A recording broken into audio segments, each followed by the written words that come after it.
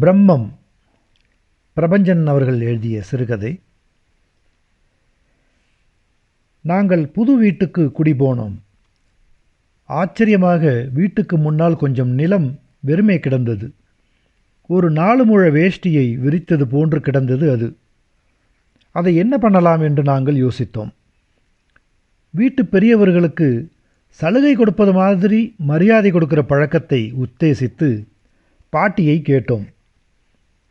அவள் ஆகி வந்த பழக்கங்களுக்கு ஏற்ப ஒரு பசு வாங்கி கட்டி வளர்க்கலாம் என்றாள். பசு வீட்டுக்கு லட்சணம். பசு வந்தாலே வீட்டுக்கு லட்சுமி வந்தது போல. பசு பால் கொடுக்கும். பாலிலிருந்து மோர், தயிர், வெண்ணெய், நெய் முதலியவை கிடைக்கும். பசு பெய்வதை மூத்திரம் என்று சொல்லக்கூடாது, அதை கோமியம் என்று கூற வேண்டும். அந்த காலத்து மனுஷர்கள் வீட்டுக்கு ஒரு பசு வளர்ப்பார்கள். இப்போதெல்லாம் மனுஷர்கள் ரொம்ப மாறிப்போய்விட்டார்கள். பாட்டியின் கருத்தை அம்மா ஒரே அடியில் அடித்து வீழ்த்தினாள். காலம் பூராவும் இந்த குடும்பத்துக்கு உழைத்து அவள் தேய்ந்து போனாள். உருக்குலைந்து ஓடாகி போனாள். இது போதாது என்று இப்போது மாட்டுச்சாணி வேறு வார வேண்டுமா என்று கேட்டாள். அவள் கட்டி கொண்டு வந்ததில் இருந்து அவளும் பார்த்து கொண்டுதான் இருக்கிறாள். அவள் நாத்திமார்கள் அவளை படுத்தி வைத்தார்கள். அவள் சந்திரமதியைப் போல கண்ணீர் உகுத்திருக்கிறாள்.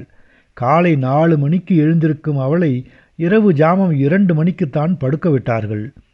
ஊருலகத்தில் உள்ளது போல் அவளுக்கு புருஷன் வாய்க்கவில்லை. நாள் கிழமைகளில் அவளுக்கு பட்டுப்புடவை இல்லை. கண்ட கழிச்சடைகள் வைரமாக போட்டுக்கொண்டு ஜொலிக்க சாதா பவுனுக்கே இவள் அல்லாடுகிறாள். கல்யாணம் காட்சிகளில் அவள்தான் எவ்வளவு அவமானப்படுகிறாள். கடைசியாக அம்மா வாய் வலி காரணமாக நிகழ் உலகத்துக்கு திரும்பி, ஒரு வெண்டை, ஒரு கத்திரி, ஒரு தக்காளி செடி போடலாம், கறிக்கு ஆகும், கொத்தமல்லி கூட போடலாம் தான் என்றாள். சவுந்தரா, என் தங்கையின் பெயர், இதை கடுமையாக ஆட்சேபித்தாள். அவள் கல்லூரியில் படிப்பதாக சொல்பவள். ஹோம் சயின்ஸ் என்கிற அபூர்வமான கல்வியை கற்பவள். அவள் தோழி வீட்டில் மல்லிகை, கனகாம்பரம், ரோஜா செடிகள் போட்டிருக்கிறது. மல்லிகை, ரோஜா, கனகாம்பரம் பறித்து கட்டி தலையில் வைத்துக்கொண்டு காலேஜ் போகலாம். ரம்யமாக இருக்கும். பூக்கள் அற்புதமானவை. அழகை ரசிக்கத் தெரிய வேண்டும். கத்திரி, வெண்டை எல்லாம் வெறும் சோற்றுக்கே ஆகும். மனிதன் வெறும் சோற்றால் மட்டும் ஜீவித்திருக்க மாட்டான். சவுந்தரா கனவுகளை தின்று வாழ்பவள். எந்த முடிவுக்கும் வராமலேயே சபை கலைந்தது. எங்கள் அனைவருக்கும் சிந்திக்கவும் செய்யவும் அநேக காரியங்கள் ஏற்பட்டு போயின. 2 நாள் கழித்து அப்பா சாயங்கால பொழுதில் எங்களை அழைத்து காலியாக கிடக்கும் நிலத்தில் முருங்கை நடலாம் என்றார். முருங்கை மரம் இருக்கும் மரங்களிலேயே சிறந்தது. வேர் விட்டு மதிலையோ வீட்டு அஸ்திவாரத்தையோ தகர்க்காது, இடத்தை அடைக்காது. முருங்கை கீரைகளிலேயே ரொம்ப விசேஷமானது. கபத்தை கரைக்கும் கால்சியம் சத்து உள்ளது. கந்தசாமி முதலியார் கூட எழுதியிருக்கிறார். காயை பற்றி சொல்ல வேண்டியதில்லை. சாம்பார் வைக்கலாம், வாசனை ஊரை கூட்டும். காரக்குழம்பு கூட வைக்கலாம் தான். தேங்காய்ப்பூ போட்டு கறி பண்ணலாம். வீட்டு முகப்பில் மரம் ஒரு அழகை தரும், நிழலும் தரும். வீதியை ஒட்டிய அறைக்கு எப்பவுமே வெயில் வராது, குளிர்ச்சியாய் இருக்கும். அப்பாவுக்கு முருங்கை பிடிக்கும், ஆகவே அம்மாவுக்கும் பிடிக்கும். எனக்கு எப்போதுமே முருங்கை பிடிக்கும். அடுத்த நாள் காலை அப்பாவின் சிநேகிதர் வீட்டிலிருந்து அவர் பையன் ஒரு முருங்கை கிளையை கொண்டு வந்தான். தூங்கிக் கொண்டிருந்த அப்பாவை எழுப்பி கொடுத்தோம். அப்பொழுது நாங்கள் தூங்கி எழுந்து காபி சாப்பிட்டு கொண்டிருந்தோம். அன்று வெள்ளிக்கிழமையாய் வேறு அமைந்திருந்தது. அம்மா ஸ்நானம் பண்ணி கூந்தல் முனையில் ஈரம் போக துணியை பந்தாக்கி தொங்கவிட்டிருந்தாள். மஞ்சள் மினுக்கில் வழக்கத்துக்கு விரோதமாக சிரித்தாள். அதன் காரணமாகவே அவள் அழகாய் தெரிந்தாள். முருங்கை கிளை கொண்டு வந்த பையனுக்கு காபி உபசாரம் நடந்தது. அப்பா குளிக்கப் போனார். சாதாரணமாக அப்பா 3/4 மணி நேரம் குளிப்பார். உடம்பை அங்குலமாக தேய்த்து குளித்தால்தான் அவருக்கு திருப்தி. அன்று அதி சீக்கிரமாக குளித்துவிட்டு நீர் சொட்ட சொட்ட துண்டை இடுப்பில் சுற்றி கொண்டு வந்தார். அப்பாவிடம் ஒரு பட்டு வேஷ்டியும் பட்டு துண்டும் இருக்கிறது. தாத்தாவின் திவச நாளிலும் பண்டிகை விசேஷ காலங்களிலும் அவர் அதைத்தான் அணிவார். மஞ்சளும் இல்லாமல் பழுப்பும் இல்லாமல் இடைப்பட்டு விளங்கும் கரை, பச்சை வண்ணத்தில் கையகலம் இருக்கும். வெயில் பட்டால் எரிவது போல் மினுங்கும். வருஷத்தில் 10-12 நாட்களுக்கே அவை பயன்பட்டு விளங்கின. மற்ற நாள்களிலே அலமாரியிலேயே மடித்து வைக்கப்பட்டு இருப்பதால் அதுகளுக்கு தனி மணமும் குணமும் ஏற்பட்டிருக்கிறது. அலமாரியை விட்டு எடுக்கும்போதெல்லாம் கற்பூர வாசனை பரவும். அப்பா அந்த வாசனையோடு இருக்கும்போது அவரை எனக்கு பிடிக்கும்.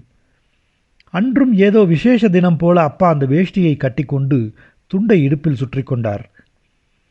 முருங்கை கொம்பு கொஞ்சம் நாழிகை முன்புதான் ஒடிக்கப்பட்டிருந்தது. அதனின்றும் நீர் சுரந்தது. பசிய மர வாசனை அதனின்றும் வந்தது. மெல்லிய மேல்தோல் சிதைந்து உள்ளே பச்சை காண இருந்தது. அந்த சதுர நிலத்தில் நடுவிடத்தில் அந்த காம்பை அப்பா நட்டார். அம்மா அவருக்கு துணை செய்தாள். அம்மா குனிந்து அந்த கொம்பை பிடித்து கொண்டிருந்த போது அவள் தலையில் முடிந்திருந்த ஈரத்துண்டின் காரணத்தாலும் வியர்வையாலும் அவள் முதுகு பூராவும் நனைந்திருந்தது. அப்பா பள்ளம் தோண்டி நட்டதும் சவுந்தரா ஓடிப்போய் வாளியில் நீர் கொண்டு வந்து கொம்பை சுற்றி மண்ணில் வார்த்தாள். அம்மா 3வது வீட்டுக்கு ஓடிப்போய் மாட்டுச்சாணம் கொண்டு வந்து கொம்பின் முனையில் அப்பி வைத்தாள்.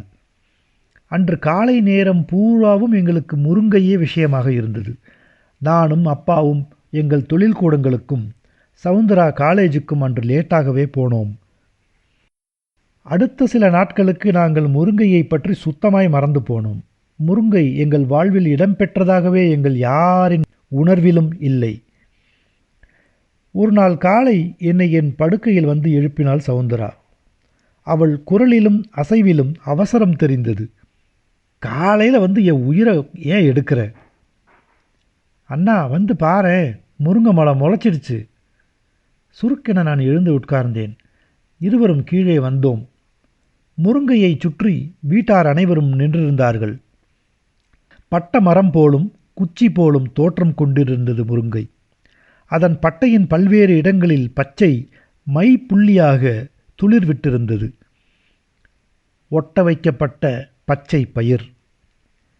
கிளர்த்தி கொண்டு வெளியேற துடிக்கும் உயிரின் உருவம் பார்க்க பரவசம் தெரிந்தது. தொட என் விரல் என்னை அறியாமல் நீண்டது. அதை தொடக்கூடாது என்றாள் பாட்டி. பச்சை குழந்தைகளை, பூக்களை, தளிர்களை விரல் நீட்டி சுட்டக்கூடாது, தொடவும் கூடாது. தொட்டால் அதுகளுக்கு ஊறு. அன்று முதல் விடிந்ததும் எங்களின் முதல் வேலை முருங்கையை பார்ப்பதுதான். அதன் வளர்ச்சியின் ஒவ்வொரு கணுவும் எங்களுக்கு தெரிந்தே நிகழ்ந்தது. உளுத்தம் பொட்டின் அளவான தளிர், மெல்லிய நரம்பு போல அது விடும் கிளை, பச்சை பட்டாணி போல அதன் இலை, ஊடே ஊடே தோன்றும் அதன் புதிய புதிய தளிர்கள் எல்லாம் எங்கள் கண் முன்பாகவே நிகழ்ந்தன. இதற்கிடையே நான் 2 சட்டைகள் புதிதாக தைத்து கொண்டேன்.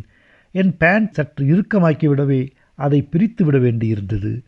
ஒரு நாள் ரகசியமாக அதன் ஒரே ஒரு இலையை பறித்து வாயில் போட்டு சுவைத்தேன். வித்தியாசமாக ஒன்றும் இல்லை, சுவாரஸ்யமாக இருந்தது.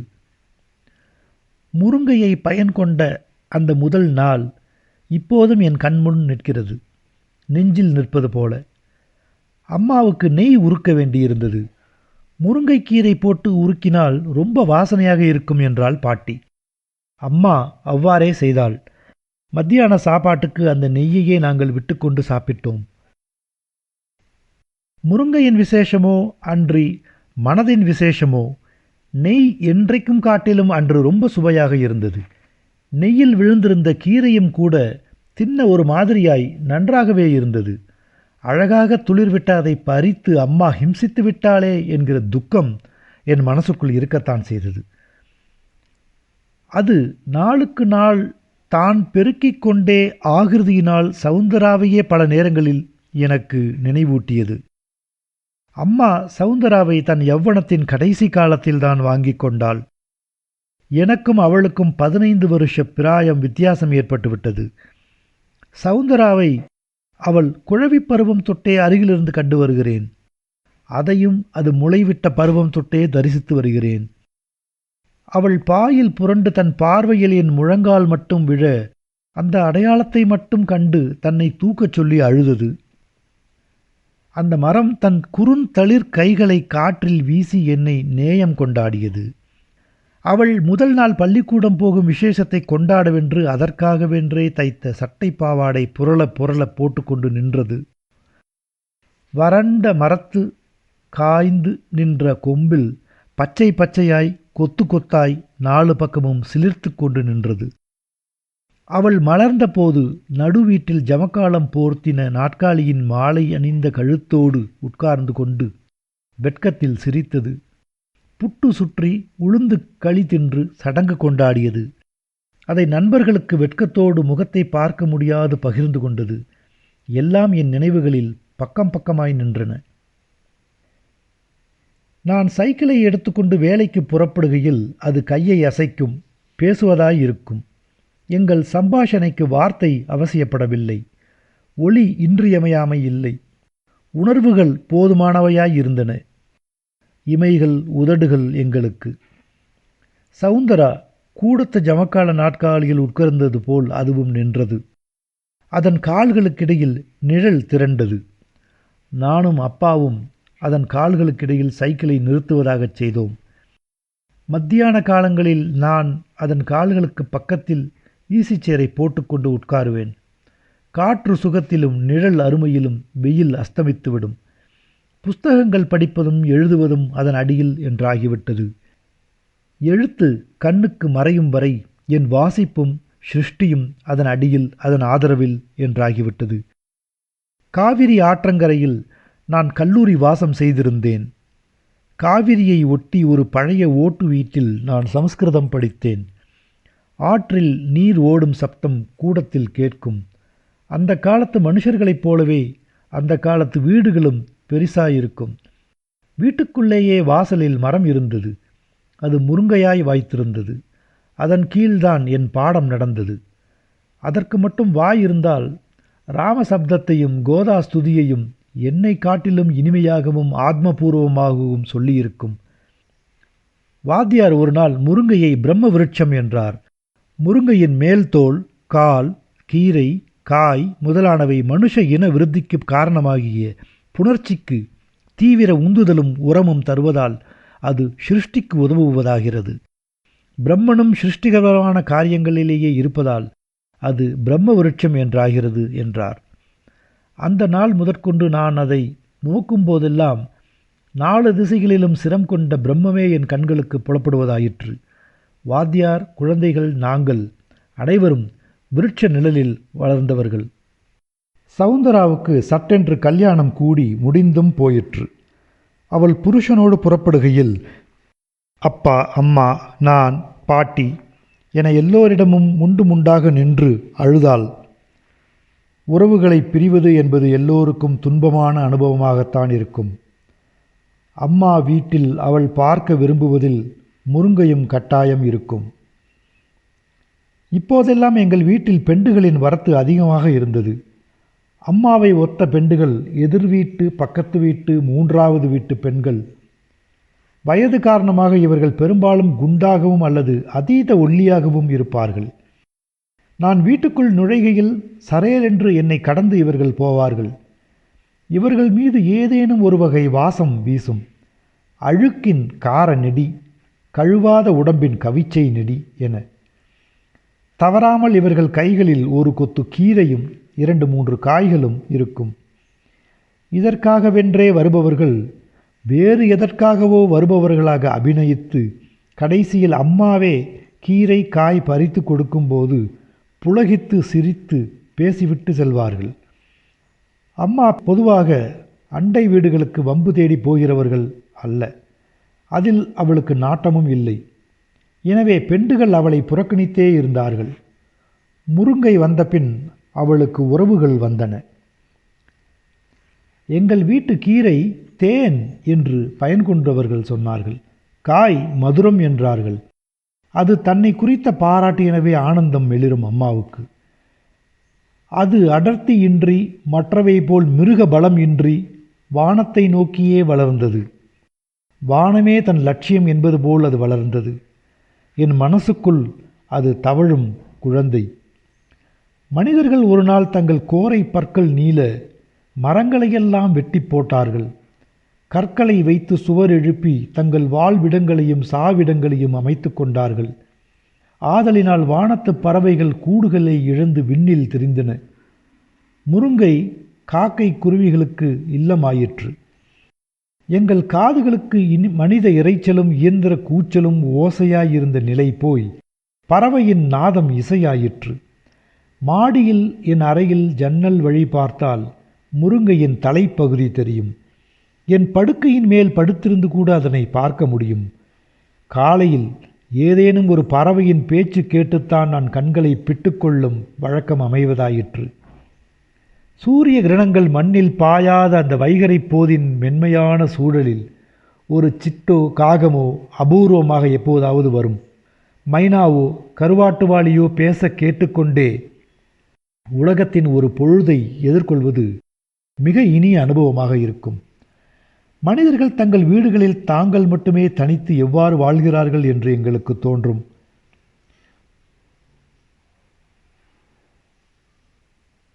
விடியல் போதை மனிதர்களை காட்டிலும் பறவை ஜாதி ஆர்வத்தோடும் சந்தோஷத்தோடும் வரவேற்கின்றன.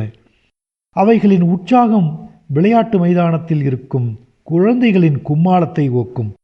ஒரு கிளையிலிருந்து மறு கிளைக்கு சிறகுகளை சிலிர்த்து கொண்டு தாவும். அழகால் நெஞ்சை நீவி விட்டு கொள்ளும். சாயங்காலங்களில் அவை வேறு மாதிரி தோன்றும், வேறு மாதிரி கூவும். ஒரு நாள் வாழ்க்கையை முடித்துவிட்ட திருப்தியும் சாந்தமும் போது முடிந்துவிட்டதே என்கிற ஆதங்கமும் அந்த குரல்களில் இருக்கும்.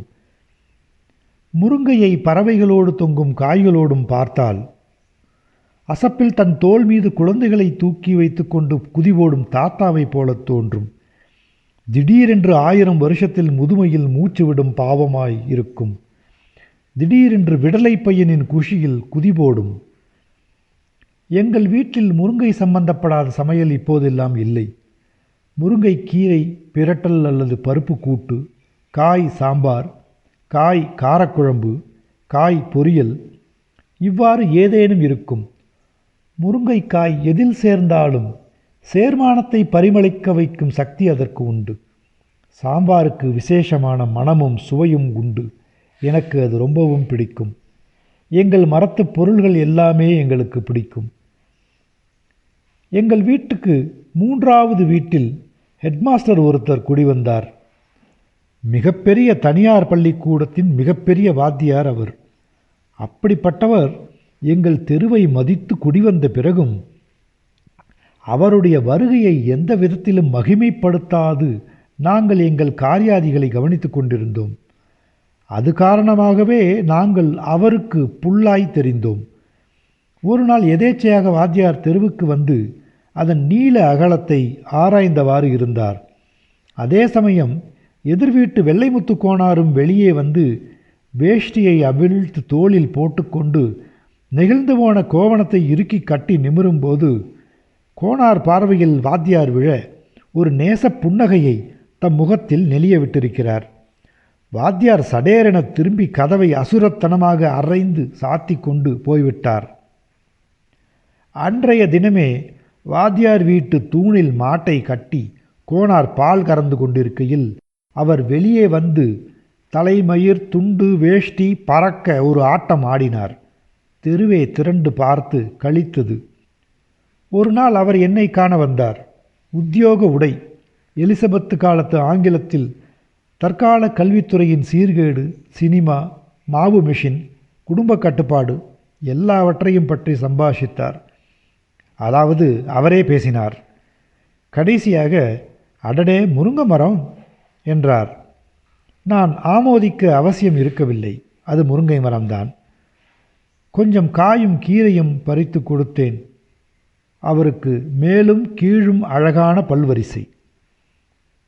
இப்போதெல்லாம் மாலைகளில் முருங்கையின் கீழ் இருப்பது இயலாததாயிற்று. திடீரென்று வானம் நினைத்து கொண்டு மழையை பொழிந்தது.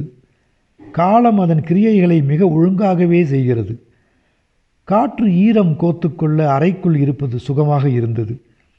மண் குழைந்தும் ஈரம் செறிந்தும் போகவே நடப்பது நிதானம் தேவைப்படும் தொழிலாயிற்று. அடிக்கடி காற்று பலத்து வீசி நித்திய வாழ்க்கைக்கு இடையூறு ஆயிற்று. பலத்த காற்று அடிக்கடி ஊரை கடப்பதாயிற்று. ஒரு நாள் குடையில் ஒளிந்து அலுவலகம் போனேன். உள் இருக்கையிலேயே பலத்த காற்று வீசிற்று. ஜன்னல் கதவுகள் கட்டுப்பாடின்றி அடித்து பயம் எழுப்பின. எல்லாம் முடிந்து அமைதி நிலவியது. மதிய உணவுக்கு நான் வீடு திரும்பினேன். எங்கள் வீட்டுக்கு முன்னால் சிறுவர்களும் பெரியவர்களுமாக ஒரு பெரும் கூட்டம் நின்றிருந்தது. தெருவை அடைத்து கொண்டு வீழ்ந்து கிடந்தது முருங்கை. மெலிய மெலிய விரல்களாக கிளைகள், பச்சை குங்கும பொட்டுகளாய் இலைகள், ஊடே தங்க பொட்டாய் மஞ்சள் பழுப்பு இலைகள், முறிந்த விரல் போலும் முருங்கை காய்கள். மனிதர்கள் கீரைகளாகவும் காய்களாகவும் விறகாகவும் அவரவர் தங்கள் சக்திகளுக்கு ஏற்ப திரட்டிக்கொண்டு சென்றார்கள். பார்த்து கொண்டு இருக்கும்போதே முருங்கை இருந்த இடம் சூனியமாயிற்று. அம்மாவும் அப்பாவும் பாட்டியும் தள்ளி நின்று கொண்டிருந்தார்கள். நான் வழக்கமாக சைக்கிள் நிறுத்தும் இடத்தில் சைக்கிள் மாத்திரம் நின்றது. முருங்கை இடுப்பு ஒடிந்து நிற்பது போல இருந்தது. பாதி மண்ணில் செருகி வைத்தது போல நட்டு கொண்டிருந்தது அது. ஈரம் இன்னும் கசிந்து கொண்டிருந்தது. மறுநாள் காலையில்தான் அது இல்லாமையின் தாக்கம் எனக்கு புரிந்தது. நேற்று இருந்தது நின்ற வண்ணம் இது, கிடந்த வண்ணம் அது அடித்தண்டு மட்டும் இருந்தது. கொஞ்ச நாள் போயிருக்கும். ஒரு நாள் காலை காப்பிக்கு மாடியை விட்டு கீழ் இறங்கி வழக்கப்படி டம்ளரோடு முருங்கையின் அருகில் போய் நின்றேன். எனக்கு ஆச்சரியம் காத்திருந்தது. துண்டாகி நின்றிருந்த மரத்திலிருந்து ஒரு இடத்தில் சின்னதாய் கிளைத்து இருந்தது. உயிர்தான்.